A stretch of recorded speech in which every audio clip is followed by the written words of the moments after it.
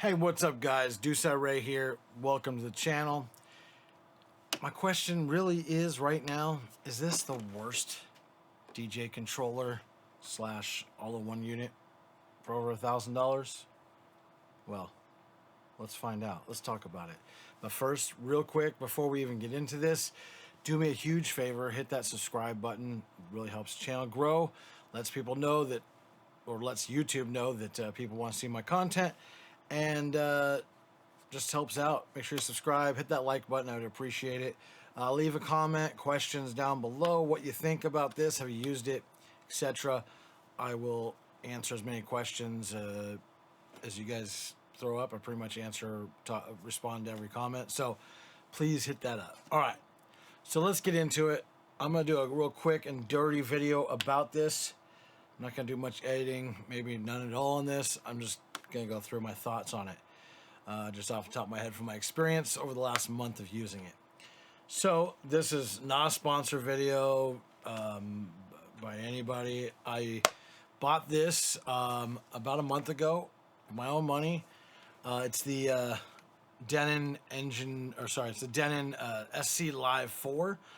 It's a standalone as well as a controller. It runs Engine OS. So what do I think about this thing? I think this is a pretty dope unit, but definitely has some downsides. So a little background, I haven't been DJing for years or anything of that nature, but I've been around DJing for 23 years as being somebody who's been in the hip hop scene for that long. So I've seen my fair share from regular turntables to different controllers. Just been around the scene in general, DJing mostly in hip hop. So some of the other areas like EDM DJs and other styles of DJing, I mean, I have a little bit of experience with, but not a ton. So I decided to get into DJing myself a few months ago. About a month ago, I purchased this. Like I said, this is the SC Live 4. It's a controller, so it works with Serato. I'm not sure if it works with anything else. I think it's just Serato, but I could be wrong. You can double check that on Denon's website, but I know it works with Serato. And the main reason I got it is because it's a standalone unit, meaning you don't have to have a computer hooked up to it to make it work. It has the operating system for it is called Engine DJ or Engine OS or whatever, which actually the engine or the operating system it runs on, the UI and everything for this thing is actually super sweet. I actually like it a lot more than Serato. And Serato is the main other DJ software that I'm familiar with. I do have Serato on my laptop. I've used Serato on very just simple, we'll call it DJing, but just simple little gigs that I needed to play music and be able to crossfade between. So I've done that. I've also used Serato with actual turntables and real setup as well, a little bit. So I'm familiar with both the softwares. They're not, neither one or DJing software generally is pretty simple in comparison to like music production softwares, which I spend most of my time. But anyway, point was I wanted to get into DJing, to do live shows, to DJ for artists, as well as just do DJing gigs and just get into it because it's pretty dope. So I've been using this for about a month. I've done 2 gigs with it. Neither gig was a problem. I didn't have any crashes or anything of that nature. That was fine. I was waiting for the last gig. I just had the other night, last night in fact. And then tomorrow I'm sending this out first thing in the morning. I'm sending it back. First, I want to talk about the pros of what I like about it, and then I'm going to tell you why I'm sending it back after that, and why this isn't going to work for me. So, as you can see, it's 4 channels. That was a super important thing for me personally. I wanted, even though we'll be doing mostly hip hop, especially at live shows, and 2 channels would be plenty for that. I want to be able to do EDM stuff, and just having 4 channels, the option of having those extra channels is super important. So that's a must. It has that. You can switch between those with the deck buttons here. Super simple. This also is expandable. You can add 2 more platters to this with Denon's, I want to say, I forget the model number, but they do have larger controllers with larger platters that works with their media player line, their pro line stuff, as well as you can use those controllers with Serato and a bunch of other things as well. So that's an interesting fact. So that way you can have 4 platters and you don't have to get confused of which deck or channel you're on while you're mixing, like when you're just using these 2.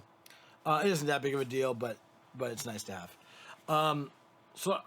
And these platters feel real nice. Everything feels really nice. Everything, the knobs are nice. They have a nice tension to them.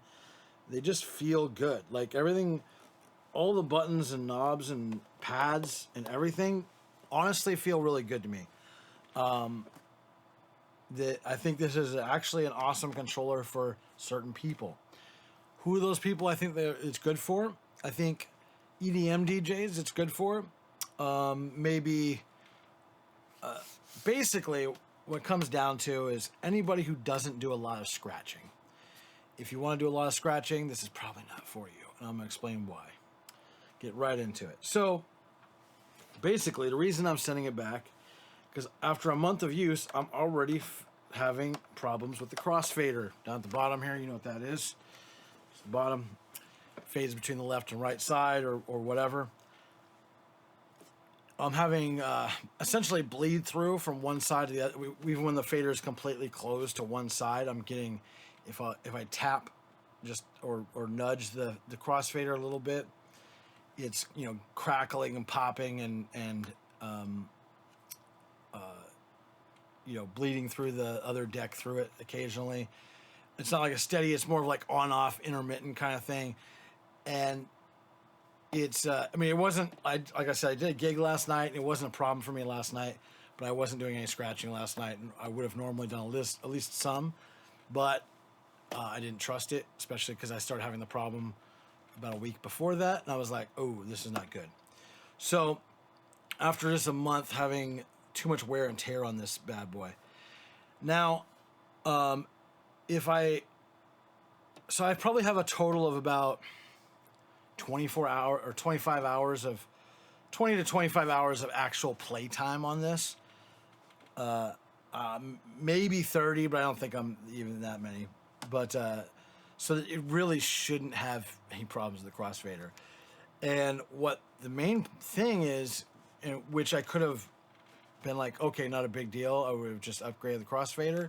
But this does not, I repeat, does not have a replaceable crossfader. Crossfader is basically hardwired in. Supposedly there's a guy or two on YouTube that have changed them out, soldered in a replacement. I don't know if they upgraded. I didn't look into that, or if it was even possible. But it is not an easy swap. You basically have to take the entire thing apart, which that, it's a downer for sure. But if it wasn't soldered in and everything else, then maybe I would go through the trouble of if there was an upgrade available. I don't think there is for this. But even just a replacement, if it's already wearing out after a month, I'm not going to be tearing this thing apart every month or every 2 months replacing it. That's ridiculous. So it would definitely mean I would need to have an upgraded fader. I don't even think they make one for it. Maybe they do. I don't know. I'm not going to deal with it because it's just not set up for that. So what I would say is, if you're not doing a lot of scratching, if you're just fading, you're pretty gentle on the faders. And it also makes me concerned if the crossfader is going out that fast. What about the vertical faders? Say you want to bring in and out stuff quickly in like rhythm succession. You do that a lot kind of thing. Those could wear out too. So, doesn't inspire confidence. Obviously, a crossfader does take the most amount of abuse on any DJ mixer. Obviously, it's a standalone unit, so it has your decks and mixer built into the same unit, which I enjoy. Actually, I like that aspect a lot. And I like the digital technology of what this provides, especially the OS is pretty dope. So what I'm doing is I'm sending this back. I'm going to actually be upgrading to the Denon Prime 4 Plus that just came out. Reason being, it does have a replaceable crossfader, and you can get upgraded high-end crossfaders for it. So that's what I'm gonna probably do. I feel like I didn't abuse this, but you know, I mean, if it only takes one or two, maybe slightly harder hits to a side or something, and I'm not even saying I did that, at least not knowingly. It shouldn't go out that fast, regardless. It's just kind of ridiculous. So that's what I'm saying. But if you're a DJ who doesn't, or you want to get into it, and you don't do a lot of scratching, that kind of thing, this might be a great controller, or just like little house party kind of things. Because this does have some cool features. It has built-in speakers, which I thought was dope. Like, great for like practice. I don't have to hook up a monitor. I can just turn the bad boy on and turn up the monitor / speaker knob here. Play it right through the speakers. They're actually surprisingly loud and good quality for their size. And they actually give a good amount of bass response. Like, you actually can feel the bass vibration on this thing when you're mixing. If you have these speakers up decent volume, like, you actually can feel the bass coming through. So the speakers on this are actually pretty darn good. You could do like a little house thing, or you know, maybe on a back porch where you're just kind of jamming, even with just these little speakers. You don't need to go higher volume. You could obviously plug in, you know, extra speakers to it, whatever, if you need a little more volume. But it's a great little guy. Like, it has great I/O in the back. I mean, at least enough. You got two USBs, a USB for your computer. You got an SD card as well. So you have different sources. I was recording my mixes to the SD card live as I was doing gigs, just to record the mixes. You have your main monitor outs as well as RCAs for those. You can see all these things obviously on the if you go online, and whether it's YouTube or Denon's website, you can see all the I/O on it in detail. It has a mic in, and a secondary mic / auxiliary in for either RCAs or a quarter.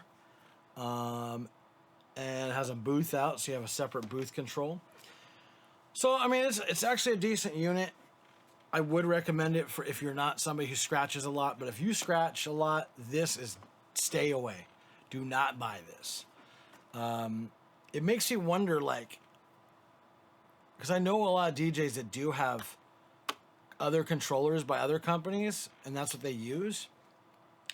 Everything from the Rain 1 to, like, the DDJ 400s to the 1000s to the Flexes and everything out there. And I haven't heard any, and I know quite a few DJs, and and a lot of those units don't have replaceable crossfaders. So I'm not sure if I'm just slightly heavy-handed, but even still, I'm not slamming it. I'm not abusing it.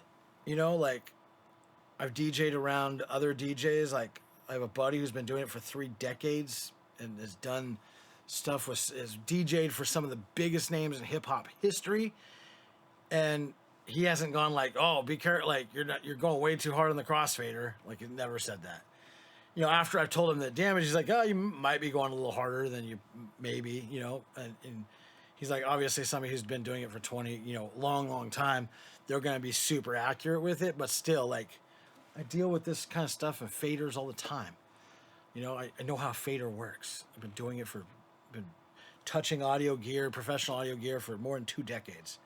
So it just makes you feel like this guy is not meant for somebody scratching. I don't think this is the best crossfader in the world for somebody who scratches. So if you do like very simple scratching, you know, baby scratches and drags and that kind of stuff, you could probably get away with it. But if you're doing like, you know, crab scratches, you're doing transformer stuff, I'd be weary of it. That's all I'm saying. You know, I would stay away from it. So anyway, I'm sending it back. I'm getting the Prime 4 Plus, and I'm probably going to upgrade the crossfader on that to a premium crossfader. Though I hear that one, it does have a pretty good crossfader, but I don't know. Either way, I can still replace it if it goes out. So that's my plan. Stay away from this unless you don't do a lot of scratching. If you don't, it's a great option, especially for the price. I think it was like $1,300. Great device. I loved it. Like I played a few gigs. I dig it, but just that one weakness. So watch out. I warned you. Hey, do me a favor real quick. If you like this or whatever, if you like some of the content what I bring, I do a lot of music production stuff, tips, tricks. I review products. I just reviewed a beat making app. You can check that video out. Check it out. Hit the subscribe. I super appreciate it. Like the video. Leave a comment if you have any questions about this or what I'm planning on doing or my expansion or anything about music, audio, whatever. Ask questions. I try to respond to as many as I possibly can, which is usually all of them. But yeah, thank you for watching. Appreciate it. Peace.